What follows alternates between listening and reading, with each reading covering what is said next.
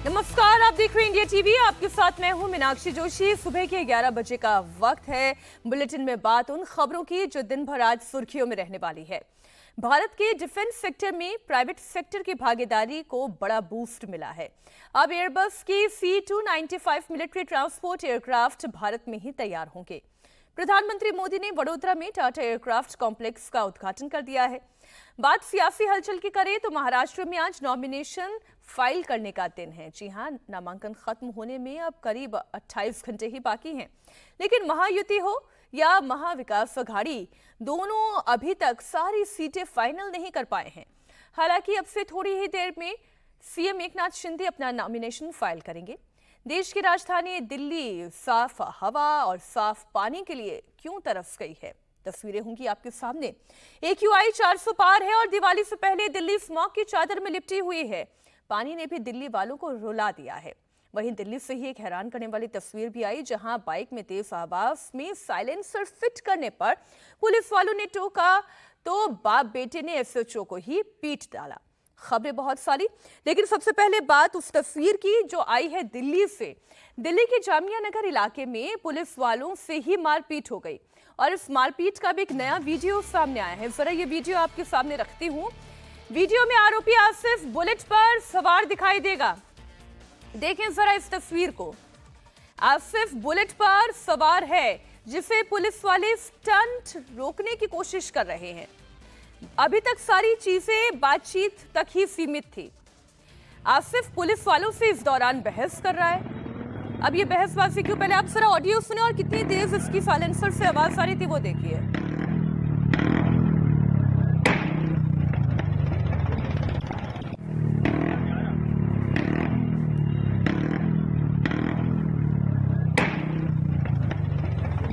ये मारपीट से ठीक पहले का वीडियो है, जब पुलिस अपनी पेट्रोलिंग पर निकली थी और पेट्रोलिंग टीम ने आरोपी आसिफ को उसकी बुलेट की तेज आवाज होने पर रोका। गैर कानूनी तरीके से आसिफ ने अपनी बुलेट में तेज आवाज वाले साइलेंसर लगवाए हुए थे, या यूं कहें कि जो चीज साइलेंट होनी चाहिए वो इतनी ज्यादा तेज आवाज में सुनाई दे रही थी। पुलिस वालों ने उसे रोका और फिर छानबीन शुरू की। बातचीत तक सीमित थी। वीडियो में ये दिख रहा है कि पुलिसकर्मी आसिफ की बाइक को चेक कर रहा है, वीडियो रिकॉर्ड कर रहा है, साइलेंसर की आवाज चेक हो रही है और इसी दौरान आसिफ पुलिस वालों से बातचीत कर रहा है और वो कुछ बहस जैसी दिखाई देती है। SHO नरपाल सिंह के कानूनी एक्शन का निर्देश जैसे ही आया, ठीक उसी के बाद आरोपी आसिफ का दिमाग घूम गया। उसने पहले अपने पिता को बुलाया और फिर बीच सड़क पर मारपीट होने लगी। ये दोनों तस्वीरें आपके सामने, एक उस वीडियो की है जब पुलिस वाले आसिफ को रोककर उसकी बाइक का पूरा वीडियो बना रहे थे और उसे बता रहे थे कि ये करना गलत है, उसे साइलेंसर ठीक करवा लेना चाहिए। इस दौरान आसिफ बहस कर रहा था और फिर बात हाथापाई पर चली गई। जामिया नगर थाने के SHO पुलिस स्टाफ के साथ अपने इलाके में पेट्रोलिंग कर रहे थे और इसी दौरान तेज आवाज में जा रही बुलेट को रोका गया। आरोपी आसिफ पुलिस वालों से इस दौरान बहस करने लगा। मामले को सेटल करने की कोशिश की गई, लेकिन SHO कानूनी एक्शन के निर्देश पर और ज्यादा भड़क गया। आसिफ ने अपने पिता को बुला लिया और फिर बीच सड़क पर दोनों ने मिलकर पुलिस वालों पर हमला कर दिया। इतनी भीड़ के बीच में जरा सोचिए, यह हमला हुआ है। आसिफ और उसके पिता ने मिलकर पुलिस वालों को पीटा।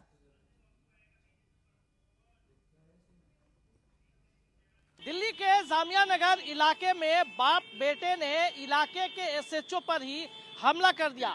मामला शनिवार की शाम 8:45 बजे उस वक्त हुआ जब आसिफ नाम का एक 24 साल का युवक अपनी बुलेट बाइक से जा रहा था और बुलेट बाइक का चूंकि साइलेंसर मॉडिफाई कराया हुआ था, उससे पटाखे की तरह आवाज आ रही थी। ये आवाज सुनकर SHO खुद इलाके में बाटला हाउस इलाके में पेट्रोलिंग कर रहे थे अन्य पुलिस कर्मियों के साथ। उसी दौरान इस बुलेट बाइक को रोका गया और उसके कागजात जांच करने के लिए SHO ने बोला और एक्शन लेने के लिए SHO ने आदेश दिए, जिसके बाद आसिफ ने वहां से अपने पिता को फोन करके बुला लिया। आसिफ के पिता रियाजुद्दीन मौके पर पहुंचते हैं और उन्होंने SHO से पूरे मामले को मौके पर ही सेटल करने के लिए कहा, लेकिन चूंकि गैर कानूनी तरीके से बुलेट बाइक के साइलेंसर को मॉडिफाई किया गया था और बहुत तेज आवाज करती हुई बाइक जा रही थी। इस पर एसएचओ ने कार्रवाई करने के लिए पुलिस कर्मियों को आदेश दिया। उसी के बाद दोनों बाप बेटे उग्र हो गए और पुलिस कर्मियों पे हमला कर दिया। इस हमले में एसएचओ और उनका एक सहयोगी पुलिसकर्मी को चोट आई थी, जिन्हें अस्पताल में भर्ती कराया गया था। दोनों को अब स्थिति ठीक है, हॉस्पिटल से डिस्चार्ज करा लिया गया है। लेकिन पुलिस ने अब इन दोनों बाप बेटे आरोपियों के खिलाफ कानूनी कार्रवाई शुरू कर दी है। दोनों आरोपियों को गिरफ्तार कर लिया गया है और जो बुलेट बाइक है उसे भी पुलिस ने फिलहाल सीज कर दिया है। रात करीब 8:45 पर यह पूरा बवाल हुआ। आसिफ और रियाजुद्दीन ने मिलकर पुलिस वालों पर अटैक कर दिया। इस हमले में एसएचओ और एक पुलिसकर्मी घायल हुए हैं। दोनों पुलिस वालों को इलाज के लिए अस्पताल में भर्ती कराया गया। दोनों आरोपी बाप बेटे के खिलाफ कानूनी कार्रवाई भी की जा रही है। हमारे सहयोगी संजय शाह इस वक्त दिल्ली से लाइव जुड़े हुए हैं। क्या कानूनी कार्रवाई की गई है संजय इन दोनों बाप बेटे के खिलाफ? जी बिल्कुल मीनाक्षी, दोनों के खिलाफ मुकदमा दर्ज करते हुए पुलिस ने गिरफ्तार कर लिया है और जो बाइक थी बुलेट बाइक उसको भी सीज कर दिया गया है। लेकिन हैरानी की बात यह है कि इलाके के एसएचओ पर इन दोनों बाप बेटों की इतनी हिम्मत बढ़ गई थी कि इन दोनों लोगों ने हमला कर दिया। वाकया मैं आपको बता दूं कि शनिवार की रात्रि 8:45 का वक्त था जब एसएचओ अपनी पुलिस फोर्स के साथ बाजार में गश्त कर रहे थे, यानी पेट्रोलिंग कर रहे थे। उसी दौरान ये बुलेट बाइक से पटाखे की तरह आवाज आती हुई दिखाई दी। उसके बाद इस बाइक को रोका गया, उसकी छानबीन की गई तो पता चला कि इसके साइलेंसर को मॉडिफाई किया गया है और साइलेंसर मॉडिफाई करने की वजह से ये तेज आवाज आ रही थी। वीडियो भी सामने आ गया है जिसमें साफ देखा जा रहा है कि किस तरीके से बाइक से आवाज कितनी तेज आ रही है। इसी पर कार्रवाई की बात की गई और एसएचओ ने बाइक चालक और बाइक के खिलाफ कार्रवाई की बात की, जिसके बाद आसिफ ने अपने पिता को मौके पर बुलाया और उसके पिता मौके पर आने के बाद उन्होंने भी सेटल करने की कोशिश किया कि मौके पर ही कार्रवाई ना हो। उनकी कोशिश ये थी कि पुलिस इसमें कानूनी कार्रवाई ना करे, लेकिन चूंकि एसएचओ मौके पे थे, गलत तरीके से बाइक को मॉडिफाई किया गया था तो कार्रवाई पुलिस ने एक्शन लिया और इसी एक्शन के दौरान जो दोनों बाप बेटे थे उन दोनों ने पुलिस से बाइक छीनकर भागने की कोशिश की। जब पुलिस ने नहीं जाने दिया उसके बाद पुलिस के साथ दोनों ने हाथापाई शुरू कर दी और इसी हाथापाई के नहीं, और हैरानी की बात तो संजय ये है कि आसपास जो लोग खड़े हुए थे वो भी ये सब कुछ होता हुआ देख रहे थे। इतना भीड़ भाड़ वाला इलाका है, क्या किसी ने भी इन दोनों बाप बेटों को रोकने की कोशिश नहीं की? कोई दबंगई कर रहा है और आसपास के लोग देखते रहेंगे? जी बिल्कुल मीनाक्षी, मैं इस वक्त इलाके में ही हूँ और पूरी घटना होने के बाद भी इलाके के लोग उस वक्त तो बीच बचाव करने भी नहीं आए, बल्कि पुलिस फोर्स, अन्य पुलिस फोर्स जो थे उन लोगों ने बीच बचाव किया। मामले को शांत करके दोनों बाप बेटों को हिरासत में लेकर थाने लाया गया, जहां से उनके खिलाफ अब कानूनी कार्रवाई की जा रही है। लेकिन अभी भी इलाके में कोई भी व्यक्ति इस घटना पे बात करने तक को तैयार नहीं है मीनाक्षी। चूंकि घटना शनिवार की है और आज भी कोई बात नहीं कर रहा, तो इससे अंदाजा लगाना मुश्किल नहीं है कि लोग क्यों नहीं बात कर रहे हैं। चूंकि नहीं, यूं तो खाकी वर्दी का इकबाल इतना बुलंद होना चाहिए कि जब खाकी आकर खड़ी हो तो लोग गलती करने से डरे। यहाँ तो उल्टा ही चल रहा है, खुद खाकी के ऊपर अटैक करने पर आ गए। इतनी ज्यादा दबंगई बढ़ गई है। बहुत शुक्रिया संजय आपका पूरी जानकारी के लिए। और दिल्ली में सवाल केवल लॉ एंड ऑर्डर का ही नहीं है, देश की राजधानी गैस चैम्बर में तब्दील हो चुकी है। मैं आपको बताऊंगी ये पूरी खबर, लेकिन उससे पहले आप ये तस्वीरें देखें कि कैसे ये बाप बेटे लगातार मारपीट कर रहे हैं। पहले तो बात बहसबाजी पर थी और फिर बात हाथापाई पर आ गई और इतने लोग वहां पर खड़े होकर मूक दर्शक बनके पूरा तमाशा देख रहे थे। इतना बवाल बढ़ गया, इतनी मारपीट हो गई और किसी का एक हाथ नहीं उठा कि इन दोनों को रोकते, समझाते कि जो कर रहे हैं वो कानूनन गलत है। इस तरीके से ना तेज आवाज में हॉर्न लगाया जा सकता है और ना ही साइलेंसर की आवाज इस तरीके की आ सकती है। अब बात जिसकी मैं कर रही हूं कि केवल लॉ एंड ऑर्डर का सवाल नहीं है, बल्कि देश की राजधानी गैस चैम्बर में तब्दील हो चुकी है। तमाम सरकारी दावे ग्राउंड पर फेल हो चुके हैं। दिल्ली को पोल्यूशन से निजात नहीं मिल रही। 20 दिन से ज्यादा का वक्त बीत चुका है। प्रदूषण का मीटर हर दिन खराब से बेहद खराब कैटेगरी में जाता जा रहा है। आज भी दिल्ली की हवा साफ नहीं है। जरा अपने घर की खिड़की को खोलकर बाहर की तरफ देखिए तो आपको खुद अंदाजा लग जाएगा। AQI का मीटर 400 के बहुत नजदीक आ चुका है। कल आनंद विहार में AQI लेवल 400 प्लस था। हालात आज भी बद से बदतर है। प्रदूषण के चलते हर तरफ धुंध की मोटी चादर सी दिखाई देती है। विजिबिलिटी बहुत लो है। पिछले 20 दिनों से जहरीले एनवायरनमेंट के साइड इफेक्ट भी दिखने लगे हैं। लोगों को सांस लेने में दिक्कत आ रही है, आंखों में जलन की परेशानी होती है। 13 हॉटस्पॉट इलाकों को चिन्हित कर फॉगिंग की जा रही है। यमुना में जहरीले झाग को खत्म करने के तमाम दावे हो रहे हैं, लेकिन हालात बेहतर होने के बजाय बदतर होते जा रहे हैं। दिल्ली में प्रदूषण का मीटर कैसा दिखाई दे रहा है वो तो हमने आपको दिखा दिया, लेकिन इस वक्त जो कि ग्रैप 3 की पाबंदी है वो किसी भी वक्त लागू की जा सकती है। अभी तक ग्रैप 2 की पाबंदी चल रही थी, लेकिन अब ये थर्ड लेवल पर जा सकती है। दिल्ली में इस वक्त मैक्सिमम AQI लेवल 386 है और ज्यादातर इलाकों में मीटर 350 के ऊपर ही है। पूरी दिल्ली इस वक्त धुआं धुआं दिखाई दे रही है। प्रदूषण के बढ़ते मीटर ने लोगों की दिक्कतें बढ़ा दी हैं।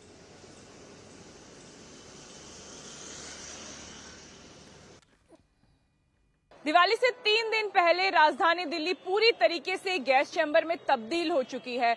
दिल्ली की एक ही तस्वीर है, धुआं धुआं धुआं। दिल्ली में हर जगह सफेद जहरीले धुएं ने पूरी दिल्ली को धुंधला कर दिया है। त्योहारों का सीजन है, गाड़ियों की संख्या बढ़ रही है, ट्रैफिक जाम हो रहा है। इस समय हम आनंद विहार में मौजूद हैं। लगातार हर जगह बस ही बस यहाँ पे देखने को मिलती है, क्योंकि 2 बस टर्मिनल हैं।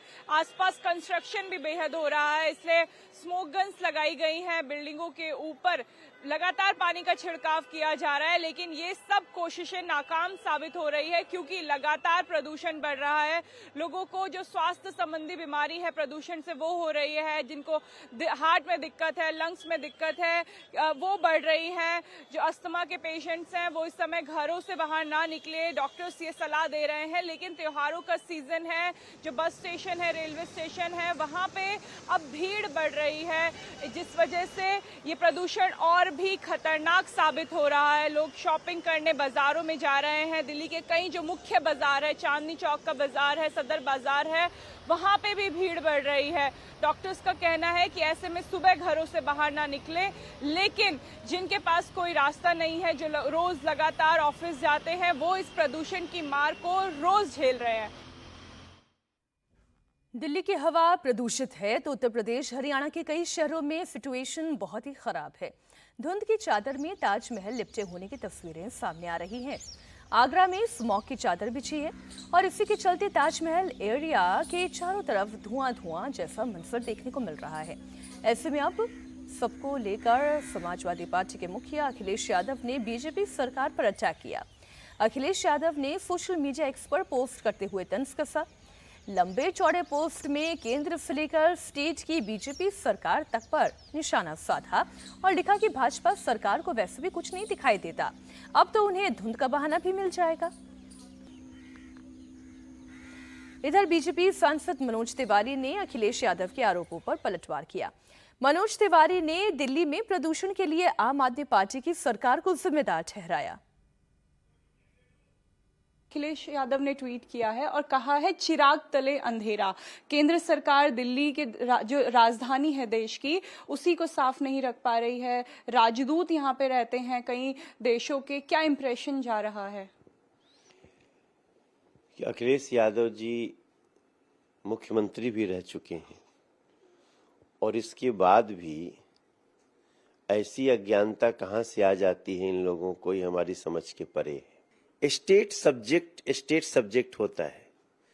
आप जब खुद ही थे मुख्यमंत्री तो आप मोदी जी को काम नहीं करने देते थे और आपसे भी 10 हाथ आगे अरविंद केजरीवाल है। पोल्यूशन स्टेट सब्जेक्ट है। ये हमारा भी दर्द है कि जिस शहर में केंद्र की सरकार का मुख्यालय है, जो यूनियन टेरिटरी का राजधानी एनसीटी है, वो नेशनल कैपिटल टेरिटरी, पोल्यूशन उनके हाथ में होने के कारण इसको हम नहीं कर पा रहे। जमुना जी इतनी मैली दिल्ली में ही है क्योंकि 15 साल कांग्रेस और 10 साल आम आदमी पार्टी की सरकार रही। दिल्ली में प्रदूषण का अटैक है। यमुना में गंदा पानी बह रहा है।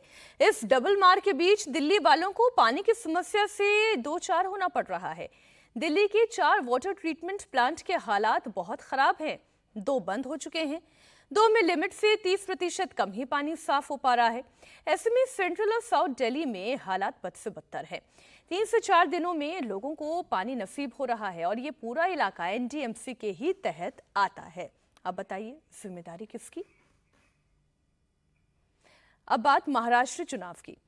महाराष्ट्र चुनाव के मद्देनजर आज हाई प्रोफाइल नॉमिनेशन की तस्वीरें आप देखने जा रहे हैं। महाराष्ट्र के मुख्यमंत्री और उप मुख्यमंत्री समेत कई बड़े चेहरे आज नॉमिनेशन फाइल करेंगे। मुख्यमंत्री एकनाथ शिंदे ठाणे की कोपरी पाचपाखड़ी सीट से पर्चा भरने वाले हैं और इस दौरान महायुति के बड़े नेता मौजूद रहेंगे। आज ही महाराष्ट्र के डिप्टी सीएम अजीत पवार भी बारामती से नॉमिनेशन फाइल करेंगे। अजीत पवार का अपने ही भतीजे युगेंद्र पवार से मुकाबला है। युगेंद्र भी आज ही पर्चा दाखिल करेंगे, यानी कि ये वोटिंग से पहले चाचा और भतीजे का एक ही दिन शक्ति प्रदर्शन भी होगा।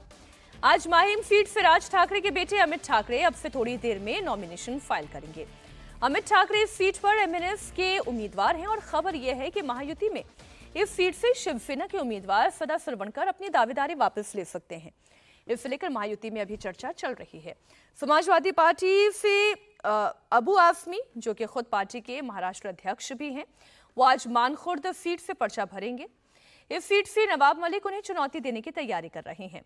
बांद्रा ईस्ट से शिवसेना यूबीटी के उम्मीदवार वरुण सरदेसाई भी आज नॉमिनेशन फाइल करेंगे। महाराष्ट्र में पर्चा भरने की कल अंतिम तारीख है, इसलिए ज्यादातर नॉमिनेशन फाइलिंग आज आप देखने वाले हैं। हमारे सहयोगी दिनेश मौर्य इस वक्त मुंबई से लाइव जुड़े हुए हैं। दिनेश, अब तो समय धीरे धीरे बीतता चला जा रहा है, 11 बजे का वक्त भी बीत गया। कितनी देर में हम ये तस्वीरें देखनी शुरू कर देंगे और आज एकनाथ शिंदे के नॉमिनेशन में कौन से दिग्गज चेहरे दिखाई देंगे?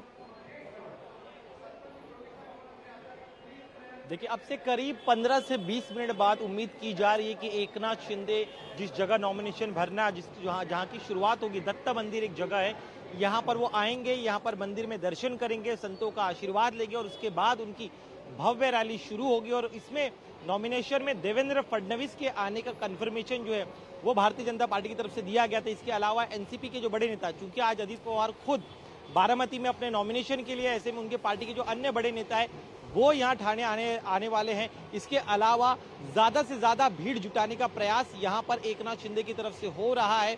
जो रैली का हमने प्रक्रिया देखी तो इसमें हिंदुत्व का झलक भी दिखाने की कोशिश यहाँ पर एकनाथ शिंदे की होगी, क्योंकि ये उनका 5वां चुनाव है। पहली बार है जब वो इस ठाणे शहर, यहाँ से वो बिना ठाकरे के समर्थन के वो अकेले चुनाव लड़ रहे अपनी अलग पार्टी के साथ। तो अब तक जब भी चुनाव उन्होंने पिछले 4 बार लड़े थे तो हर बार ठाकरे उनके साथ थे, ठाकरे का हिंदुत्व उनके साथ था। लेकिन अब उन्होंने चूंकि अलग लाइन बनाई है अपनी, तो ऐसे में आज अपने नॉमिनेशन में खुद को एक अलग शिवसेना के रूप में दिखाने का प्रयास उनका होगा।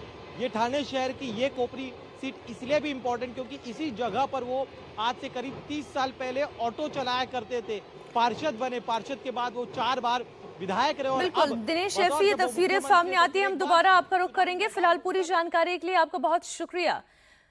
मुंबई की अणुशक्ति नगर पर भी दिलचस्प मुकाबला होने जा रहा है। यहाँ 2 युवा चेहरों के बीच टक्कर होगी।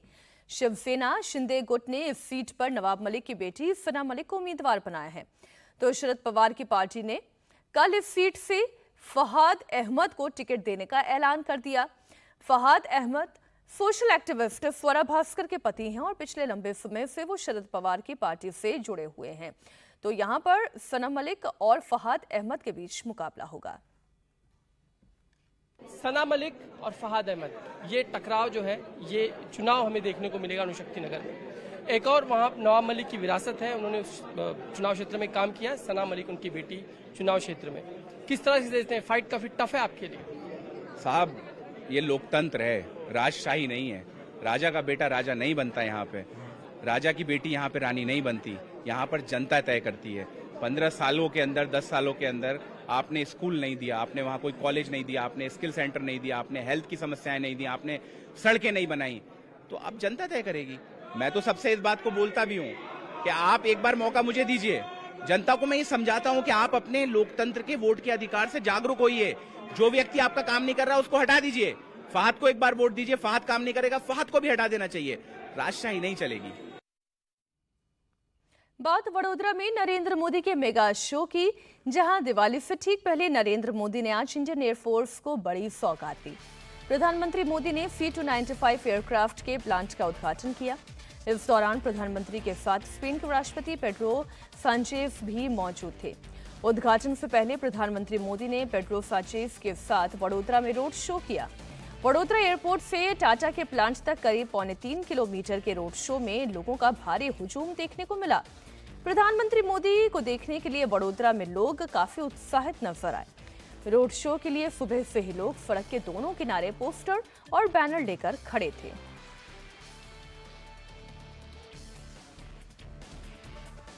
प्रधानमंत्री नरेंद्र मोदी और स्पेन के राष्ट्रपति ने ये उद्घाटन साथ मिलकर किया। उसके बाद जो पूरी प्रदर्शनी है उसका अवलोकन करते हुए तस्वीरें सामने आई। प्रधानमंत्री मोदी और पेड्रो सांचेज जिन्होंने साथ में एक रोड शो भी किया, उसके बाद फिर से फैक्ट्री का उद्घाटन करने के साथ ही एक सौगात इंडियन एयरफोर्स को दे दी है। अब C-295 विमान का निर्माण भारत में ही होगा, भारत की धरती पर होगा। इससे भारत की अपनी क्षमता और अपनी ताकत कितनी बढ़ जाएगी, इसका अंदाजा आप लगाएं। मोदी ने जिस 295 एयरक्राफ्ट मैन्युफैक्चरिंग फैसिलिटी कॉम्प्लेक्स का उद्घाटन किया, उसकी आधारशिला साल 2022 में रखी गई थी। वडोदरा में टाटा के इस एयरक्राफ्ट कॉम्प्लेक्स में कुल 40 C-295 एयरक्राफ्ट तैयार किए जाएंगे। ये देश में निजी क्षेत्र की पहली एयरक्राफ्ट मैन्युफैक्चरिंग फैसिलिटी है। C-295 विमान के निर्माण के तहत कुल 56 एयरक्राफ्ट बनाने की योजना है। वहीं दोपहर में प्रधानमंत्री मोदी अमरेली को 4,900 करोड़ रुपए से ज्यादा की सौगात देंगे।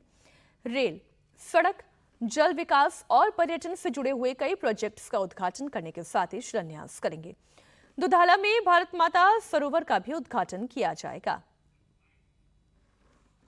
हम पहले से ही भारत को एविएशन और MRO डोमेन का हब बनाने के लिए काम कर रहे हैं। ये इकोसिस्टम भविष्य में made in India civil aircraft का रास्ता भी बनाएगा। आप जानते हैं कि अलग अलग भारतीय एयरलाइंस ने 1200 नए एयरक्राफ्ट खरीदने का ऑर्डर किया है दुनिया को। अब शायद दुनिया की कंपनी किसी और देश का ऑर्डर ही नहीं ले पाएगी। यानी भविष्य में भारत और दुनिया की जरूरतों को पूरा करने के लिए सिविल एयरक्राफ्ट की डिजाइन से लेकर मैन्युफैक्चरिंग तक इस फैक्ट्री की बड़ी भूमिका होने वाली है।